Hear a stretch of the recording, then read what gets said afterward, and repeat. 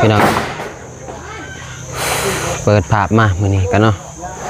มาอยู่ที่บ้านกระปื้อหรือว่าเฮือนหนองบุษบาพี่น้องเอ้ยมากับบ่าวสายนี่แหละมาหม่างสังกะสีเก่าออกเนาะพี่น้องเนาะแต่ว่าทางหนองบุษบาโศกหล่นทับแต่ว่ามีผู้ใหญ่ใจบุญเพิ่นได้มาซอยเรือหรือว่าเป็นสังกะสีนี่แหละให้น้องเพิ่นได้ใส่สังกะสีใหม่เพราะว่าสังกะสีเก่าก็มีหยังหมดแล้วพี่น้องเอ้ยหัวหมดแล้วโอเคพี่น้องหันหน้าหันตามาทางนี้ก่อนเนาะกะก่อนอื่นหมดกะกราบทักทายสบายดีพ่อแม่พี่น้องหมดสุขสุขคนเด้อที่เข้ามาสู่สองบามิกเนาะบ่ว่าสิอยู่ฝั่งไทยหรือฝั่งลาวหรืออยู่ต่างประเทศก็ยินดีต้อนรับเข้าสู่สองบามิกเส้นแนวเส้นเก่าเส้นเดิมพี่น้องเอ้ยโอเคพี่น้องไปหาทางบ่าวสายเลยเนาะพี่น้องเนาะเพราะว่าเพิ่นก็อยู่เทิงแล้วพี่น้องเอ้ยคนละอยู่เทิงคนละไปขึ้นไปหาทางทีมงาน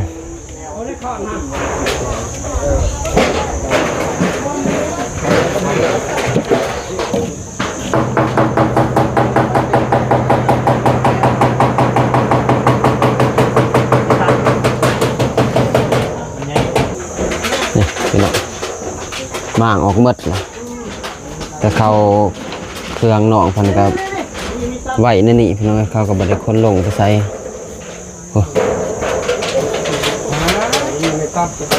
บ่าวสายเถอะโอเคน้องขึ้นไปเบิ่งถึงแล้วเนาะสบายดีเด้อถึงพี่น้องเลย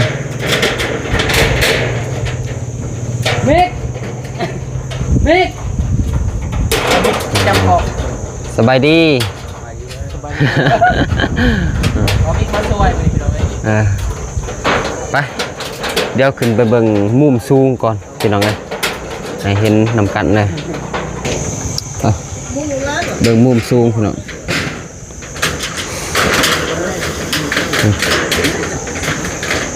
เป็นมุมนะ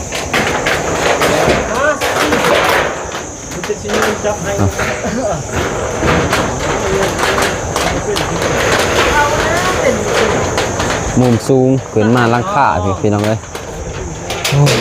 เข้าละไอ้ก็หอนอะไร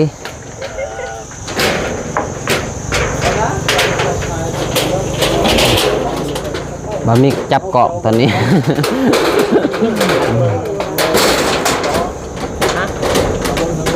ได้บ่บ่าวสายเม็ดนอไปนี่บ่เม็ดก็ได้นะเพราะแท็กคนนี้เสมอจะมีแต่สีส้มออกเท่าไรนี่เบี้ยงส่งซัมมันวิทย์อันนั้นแล้ว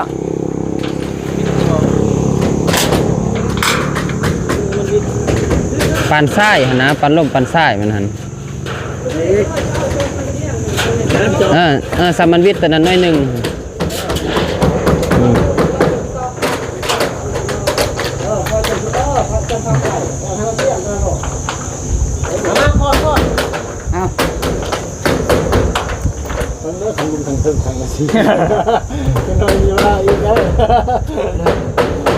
บอมิกเรื่อง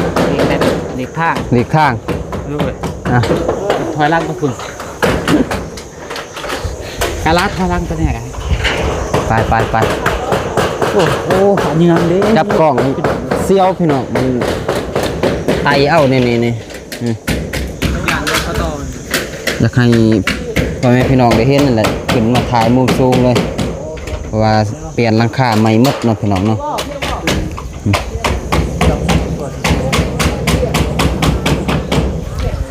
ได้บ่บ่าวซ้ายได้บ่ลายนี่เด้อขาวนี่เด้อต้องนี่แต่มันลดขาวเลยมันลดก็มีแต่ว่าแล้วไปส่วนหนึ่งพี่น้องส่วนหนึ่งเพราะว่าแถวหนึ่งของสังกะสีนี่แหละมุงไปแล้วเนี่ยว่าใส่หลังคาใหม่เลย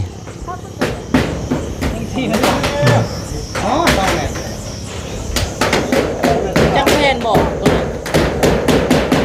บ่ได้นะ แม็กซี่ที่เป็น 2 เมตรใช่ใช่2 เมตร2 เมตร 40บ่เทิงนะ38มูแท้ไปมูแท้ก็มีอาหารมูแท้อ๋อจะ2 เมตร 382 เมตร 40ได้นี่รุดอีรุด2 เส้น2 เมตร 38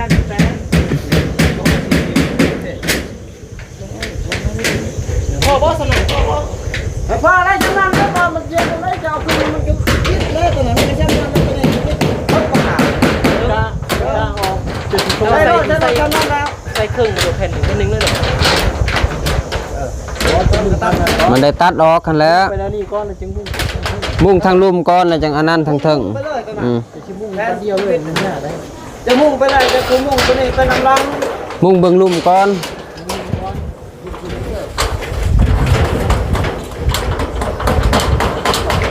แน่แต่หลายคนเติบพี่น้องประมาณ5-6 คนนี่แหละ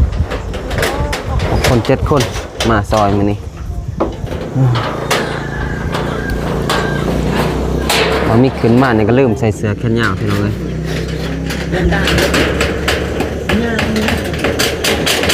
ทางบ่าวสาย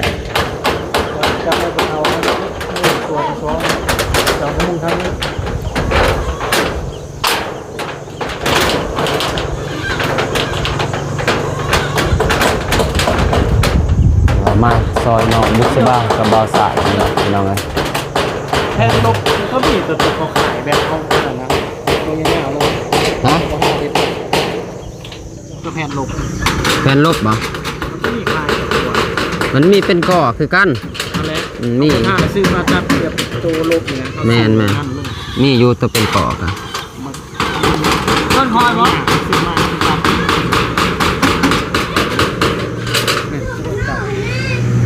มีเทิง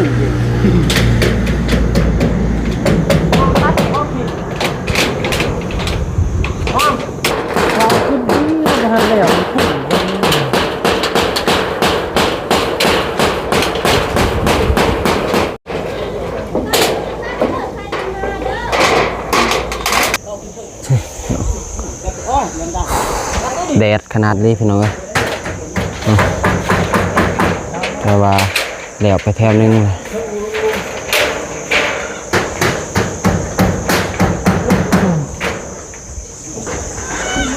คือว่าดับที่มันเพิ่มจริง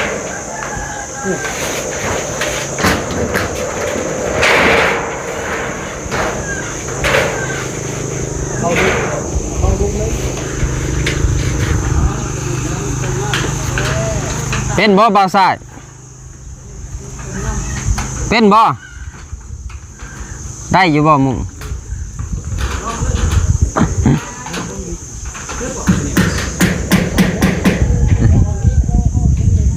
ไตเอาพี่น้องเอ้ย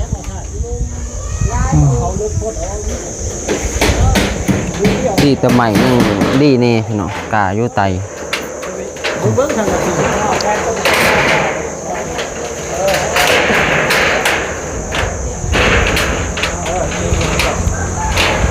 ื้องต้นฮะเบื้องต้นมันเที่ยงกันวะเที่ยงกันลงมือ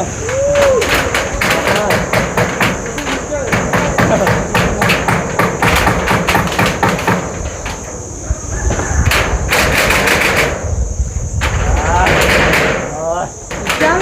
ไปต่อ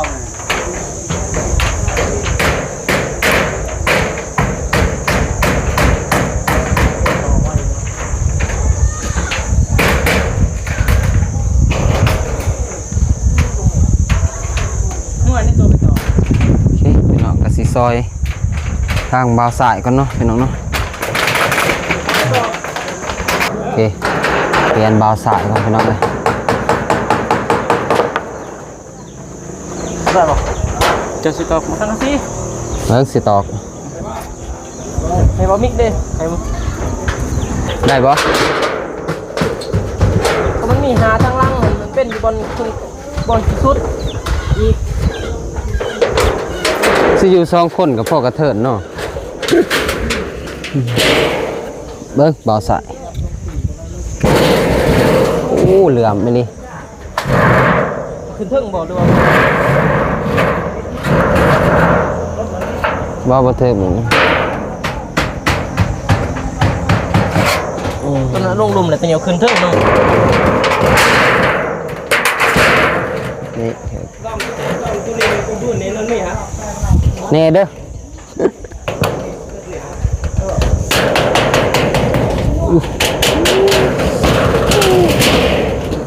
ตอกเบาๆดิ เบิ่งเพียงตะพุ่นตีโอ้สะพอมันเป๋เจอแล้วเจอเลยนี่ป้ายดึงลงเลยเด้อเจอเลย เขาตอกแล้ว เจ้าตอกเป๋แล้วตอก งัดออกก่อน เอานี้เด้อ งัดออกก่อนก็ได้ดอกเดียวเองตอก คือมันลุกเขาเอาว่ามันไปพวกนี้มีก็ยุบมึง เอาแรง ดึงหัวมันลุกเขา ไปออกซะ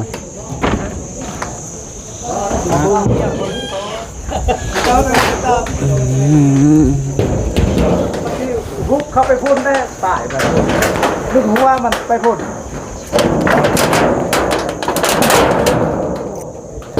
โอ้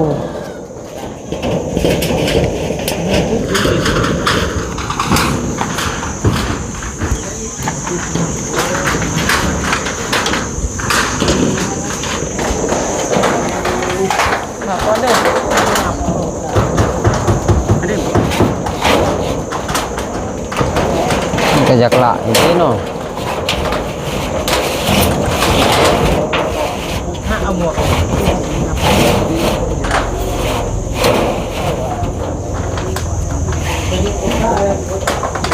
เอามี หืมใส่หมอกมั้ยถอดได้เลยใส่ตะปูเด้เบิ่งตะปูบ่าวสะลืมใส่เสื้อเข็นเหยาว ถือแต่ลืมว่าขึ้น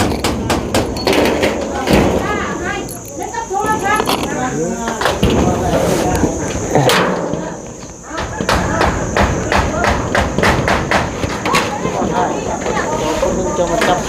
วลาจะนอนมันตายเนี่ย เบิ่งอยู่สนน้ำเด้อ น่ากลัวนี่อย่าเลยมันต่อยถ้าตองต่อตัวที่ทองมากถึงขึ้น ได้บ่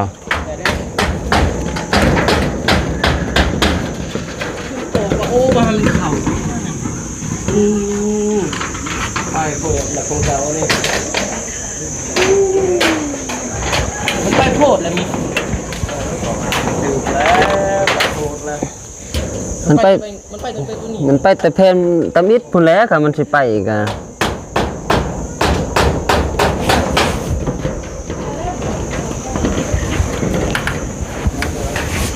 ไปจะเป็นสปิดนะ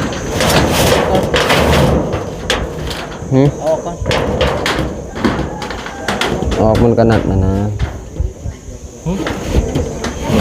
แต่ตั้งใหม่เลยเหรอ ทางไม้แล้วเหรอ ตั้งใหม่ตัวนี้เลยก็ได้ นี่มั้ง อืม พอมันไปตั้งแต่อยู่บนไอ้หุบ อืม ก็ไปแต่แผ่นแหลกเดี๋ยวแล้วตอกเลยมันเจอมีแต่ตัวนี้เที่ยงตัวนี้บอกใช่นะยังประตูจับพอมันเลื่อนล่าอยู่ทางผมนี่มันเลื่อนล่าอยู่เขาไอ้ล่าจะไหนมีเที่ยง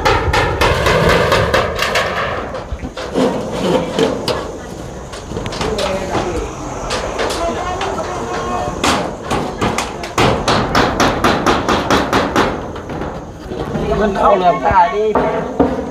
ได้บ่ ลุมเอาตัวลุมจะไหนก็ได้ดูนะเอาดิลุมเข้าหมดเอาดูเกี่ยวนะใช่ป่ะมันเอาเบิ้งได้เอาเบิ้งทั้งมันออกหมดอยู่ทางหัวพี่ทางตีนพี่ทางหัวอยู่ข้างทางตีนมันทางหัวมันนี่อยู่มาทางนี้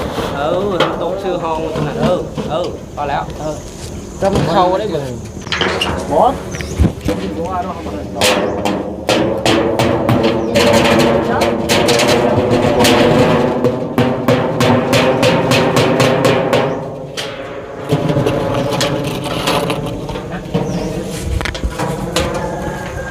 โอ้เหลื่อมตาเลยพี่น้องเอ้ย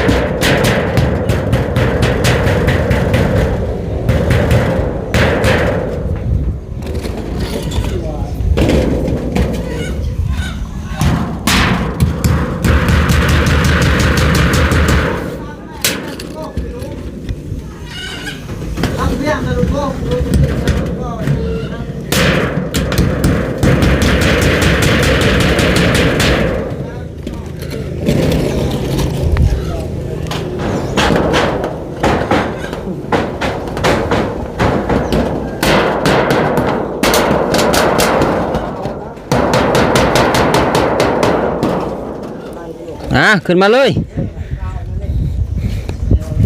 สักกะสี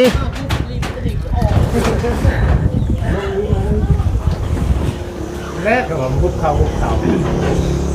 เก็บเข้าไปเขาคิดเลยแล้วกันลูกนะฮะต้นลูกแล้วว่าวิทย์ยังหมดทั้งง่ายลูกวิทย์เก็บตอกเก็บตัวลูกที่ช่องเก็บ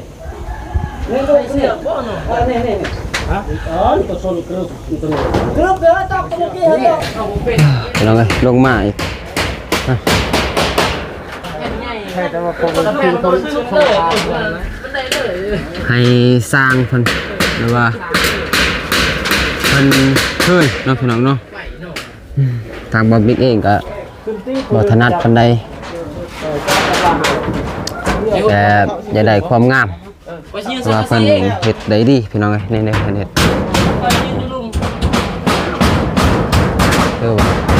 เสื้อเย็ดเลยพี่ลุงให้โอเคอยู่พี่น้องวันนี้นี่บ่ได้ย่อยได้ตำอิดนี่โอ้ยย่อยหมดบ่แทนเป็นเมียงเด้ซะที่เก่าอยู่ดึงเป็นเมียงหมดดุ่มเราผมทำให้เลยในการแอมนี่อีกเสียนี่บ่เลยสิมางออกสิมางออกหมดปกตินี่พี่น้องเอ้ยมางออกไปเลยเป็นเรียบใส่แผ่นเรียบเอาเลยบิ๊กแล้วมาสวยกับมาใส่พอได้ซอกใช่ใช่ไม่ใช่นี่พูดหน่อยนั่งไม่นะฮะไปลงไปเอาซับนะแม่ไว้กระติดตูดในใดเนาะเอาลงก่อนเนาะเอาลงก่อนแล้วตูดไปเอาลงเลยใหม่อาจารย์ทานนั่นจ้ะหับเบิ้งครึ่งไหนโอ้ยหับเลยแล้วไปดิแล้วกระจกกระจกกายทางพุ่นก้อนแล้วก็ยืนทางนี้ตัวปกติพี่น้องเอ้ยหมดหมดเลยตูดมันตูดเด็กจะพูดเขามาพีตีบิ๊กบอกตูดก้อนยางครับแล้วจะยังเสียลงเลยบ่โอ้ไปกายไปหันบ่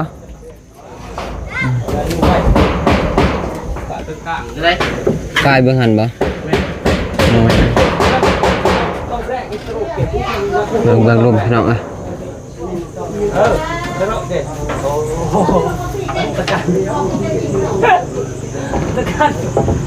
แล้วไม่สปอร์ตเตะตรงหั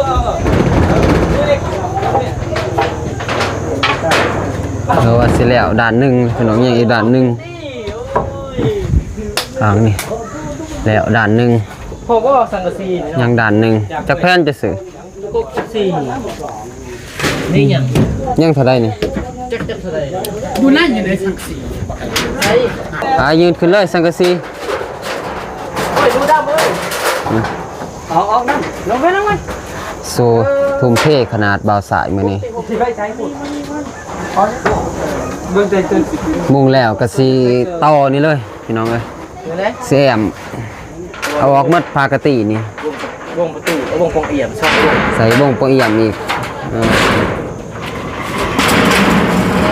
ใส่เบื้องหน้า เป็นงานแก้ไขเฮือนน้องพันว่า เพื่อนใหม่ มันเฮือนใหม่พี่น้องเป็นงานแก้ไขอืม แต่ว่าสมัยแล้วพอมุงหลังคาใหม่นี่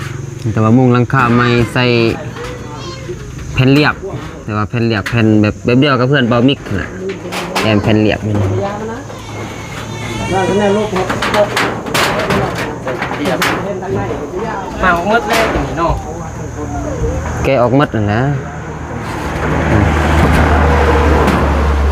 แกแล้วเอาน้ำล้างเนาะใส่ซีหรือไงแต่ว่าพอไงใส่ซี คัดก่อนเอาน้ำคุก บอกว่าใส่ซีมันสิงามตัวนี้ ๆโอ้ ใส่ซีใหม่ ทางผู้ใหญ่เพิ่นบอกว่า มาให้ใส่ ใส่ซีใส่ซี วงปุ๊บน้ำอีก ใส่ซีแบบใหม่สละเนาะ ใส่คือเลย ซียังเสา เนี่ยผูนั่นทำ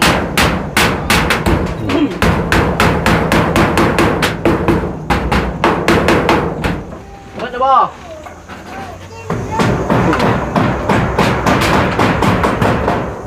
ก็ทาเงินตรงกระซี นี่ก็ขึ้นไปหมากพี่น้องเอ้ยแต่ว่า เพราะว่าแม็กซี่ที่เปิดแม็กซี่แทกเบิ้ล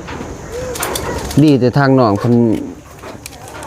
พี่น้องมาซอยแล้วว่าเพิ่นเป็นเน่พี่น้องเพิ่นมุ่งกะ 12กว้างๆมีทั้ง12 บ่กว้างดอกสังกะสีหลุ่นธรรมดาเด้ 2 เมตร 382 เมตร 38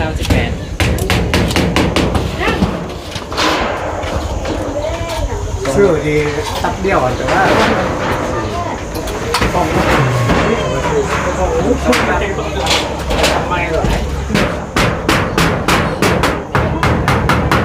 ได้เนาะ การเขียนบ่มีการเขียน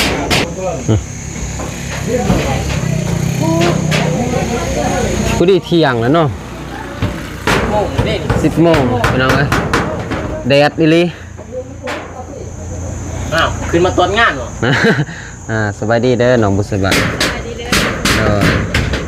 ไม่ดี สบายดีเด้อ ว่าให้ไม่ได้ยินวะ ดีบ่ ไปได้ยินได้เนาะ ตาซี ใส่ไหม ตาผ้าใส่ สบายดีเด้อพ่อแม่พี่น้อง FC ก็สบายดีเด้อผู้ใหญ่ใจบุญทุกท่านว่าสิอยู่ฝั่งลาวฝั่งไทยอยู่ภายในหรือต่างประเทศก็ขอกราบทักทายสวัสดีสบายดีเด้อ เกลือไปดี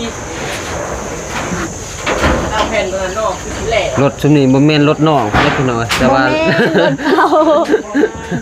บ่แม่นรถเขา มันเป็นรถ เขามา เขา จอด มาเฮ็ดเวียกเหรอ โดยเขามาเฮ็ดเวียกแล้วเขามาจอดไว้อยู่นี่ คอสั่น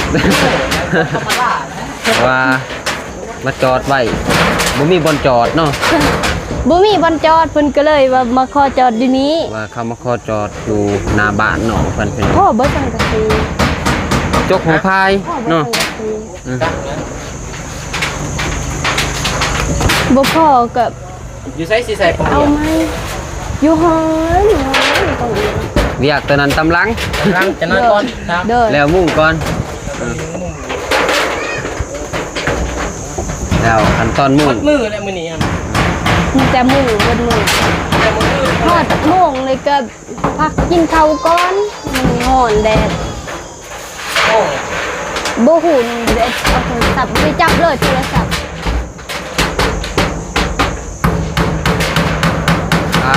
อาหารแล้วพักพรกินข้าวพี่น้อง ด้วยกูกินแล้วทาแต่ลงมา โอ้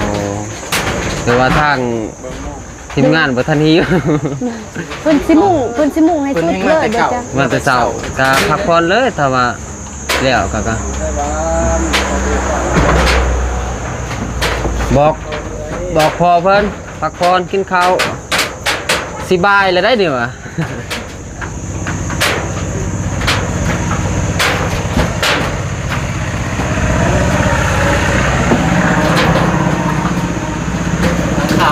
น้องเอ้ยซื้อใหม่อีกนี่ตะปูกุบแต่ว่าสังกะสีนี่เบาสายไปซื้อในรุ่นบางๆแต่ว่าราคาคืออีหลีแหละมันของแท้บีบก็ยังมันอ่อนฮะ อื่นเลย มันแม่นถ้าว่าของแท้นี่สิแผ่นหนึ่ง90เนาะ 99,000 นี่ตอน นี่เท่าไรนี่35ถือว่าเป็นหลุมธรรมดาพี่น้อง เราทำไปตามคิด32มาอยู่ถึง35 โอ้ ก็เลยเอาเลยเทินไปเลยแต่มันหน่อยเนาะ น้อยหลุมแน่ซ้ำราคาหั่นแหละ บ่พอก็ไปเอาใหม่ เสียงสีดังแน่พี่น้องเอ้ย เพราะมันน้อยมันสิบ่พอ ถ้าว่ามีพี่น้องน้องคุณบ่แล้ว แค่นี้แต่ว่าเล่าวก็เป็นแน่ แต่สร้างเพิ่นเป็นสร้างมืด สร้างหมดบ่ สร้างเฮือนมืด แต่ว่าสร้างมุงสร้างกะซีเลยเด้ล่ะ เพิ่นเฮ็ดเฮือนเพิ่นก็เฮ็ดเองเฮือนของเพิ่น โอ้ เพิ่นเฮ็ดเอง แต่ว่าห้าเพิ่นมาซอยบ่ โดย เนาะ หาเพิ่นมาซอย ซอยกันคนละไม้ละมือพี่น้อง